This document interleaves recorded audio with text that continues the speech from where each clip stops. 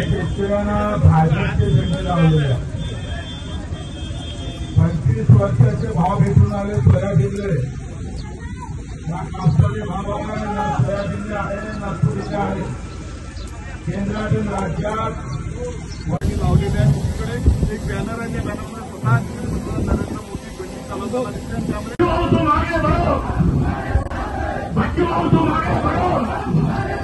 केंद्रात सरकार राज्यात सरकार जिल्हा परिषद त्यांची महानगरपालिका त्यांची सगळं घरावर झेंडे भाजपचे आता शेतातच राहिले होते ते त्याच्यात लावून टाकतोय नाहीतरी शेती पेरून काही फायदा नाही।